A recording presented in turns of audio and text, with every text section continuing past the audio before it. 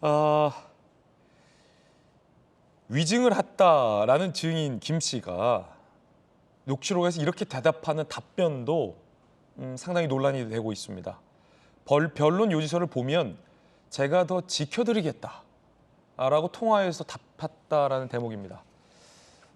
이걸 보고 법조계에서는 김 씨가 저 통화를 통해서 이재명 대표에게 유리한, 그러니까 이재명 대표를 지키기 위한 위증을 결심했다라는 뜻으로도 해석될 수 있다는 지적도 일각에서 제기되는데 한번 들어보시겠습니다.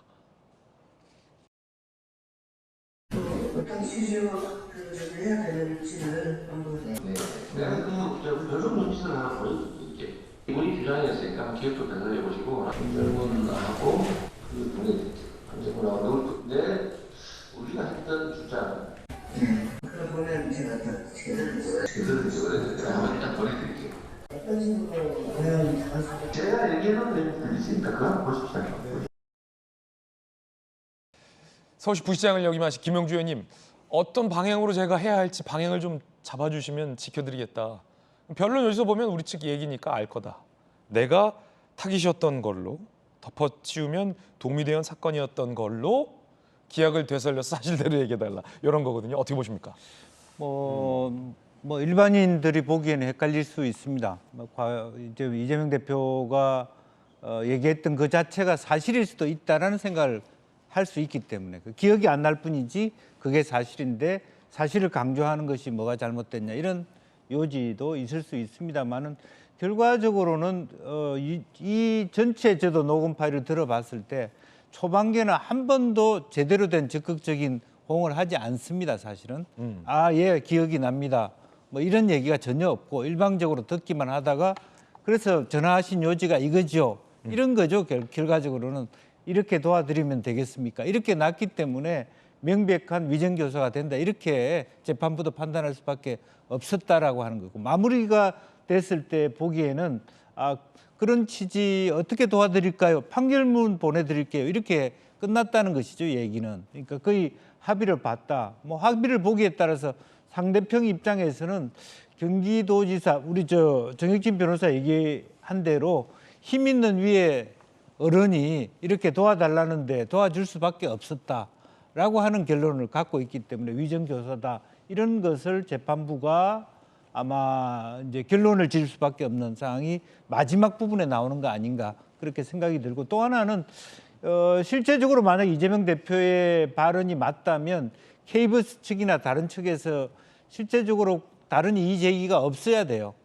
그런 측면이 있었습니다라는 양심 선언 정도가 나와야 되지 않겠습니까? 이제 그런 부분들이 사실은 유리한 다른 정인들이 없다라고 하는 부분 그것이 아마 이재명 대표 측에서는 좀 아픈 부분이 아닐까 그렇게 보여집니다. 예.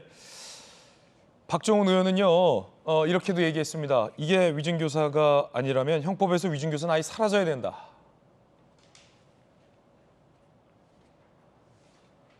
이 사건이 위증교사가 아니면 대한민국 형법에 위증교사가 사라져야 한다라고도 강조했습니다. 올해 안에 나올 것이다. 뭐 이런 예상도 나오고 있는데 전재 의원님 앞서서 이제 재판부의 조속한 판결을 촉구하셨잖아요. 판사 선배로서 올해는 나옵니까? 그러니까 이 사건이 작년 10월경에 저는 기소됐던 걸로 알고 있어요. 그리고 또 본범인 그 김모 씨가 자백을 하고 있지 않습니까? 위증을 했다 내가. 예. 근데 지금 한 8개월 정도 지났잖아요. 이거 굉장히 늦는 겁니까? 왜 아직까지 왜 계속 그렇게 재판을 하는지 이해하기가 어렵습니다. 굉장히 간단한 사건이거든요. 저도 뭐 공소장 읽어봤지만. 근데 이게 간단하잖아요. 그리고 본범인 김모 씨가 자백을 해요.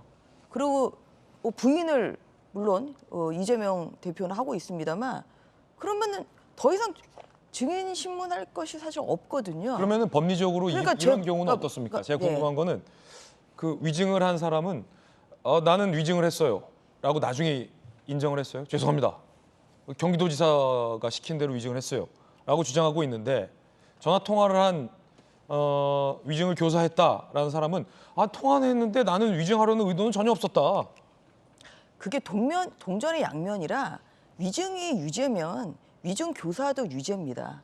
어. 지난번에 있었던 이화영 씨의 대북송금 때 뭐라 그랬어요? 민주당이. 이화영이 유죄면 이재명도 유죄다. 똑같은 거예요. 그래서 본범인 위증이 유죄면 위증 교사는 당연히 유죄죠. 왜 위증했겠습니까? 시켜서 위증한 거잖아요. 이 김모 씨가 어떠한 그런 영리를 뭐 취하기 위해서 위증을 했습니까? 스스로? 아무도 안 시키는데 스스로 자기가 위증을 했어요? 아니잖아요. 지금 가장 명백한 증거는 이재명 당시 피고인이 전화했잖아요. 피고인이 증인한테 전화했잖아요. 그리고 증인이 내가 위증했다고 자백하고 있잖아요. 그러면 더 이상 이것은 유죄인 거예요. 그런데 정말 납득하기가 어려운 게 요새 재판 지연이 사실 굉장히 심각합니다. 심각한데 좀 이 사건을 그렇게 8개월째 심리할 사건인가 저는 그 부분에 대해서 굉장히 큰 의문이 드는 것이고요. 그리고 피고인들의 전술이 그렇죠. 지연 작전이에요. 피고인인 지금 이재명 대표는 어떻게든 이 사건을 질질질질 끌어서 그래서 또 1심 판결 선고를 최대한 늦추려고 하는 그런 전략으로 갈 거란 말이에요. 그러면 피고인들 측에서 여러 또 증인들 쓸데없는 좀 꼭 핵심적인 증인이 아니라 재판 지연을 위해서 증인 신청을 또 피고인 측에서 여러 번 하다 보면 늦어질 수는 있습니다만 거기에서 재판부가 해야 되는 것은 어느 정도의 그런 가지치기를 해야 되거든요. 피고인이 원한다고 해서 모든 증인을 다 불러서 재판을 하다 보면 재판이 너무 늦어지기 때문에 그런 면에서 적절한 선에서 필요한 증인만 채택을 해서 증언을 듣고 그렇게 저는 해서 8개월이 왔다고 생각을 해요. 최근 언론 보도에 따르면 KBS 국장까지 와서 증언을 했기 때문에 그래서 이 재판 자체가 저는 빠른 속도는 절대로 아니다라는 그런 생각을 하고 있습니다. 그리고 더 늦어지기 전에 저는 뭐 8월이나 9월이나 뭐 이 정도에는 빨리 결론을 내야 되는 그런 사건이라고 보고 있습니다. 예.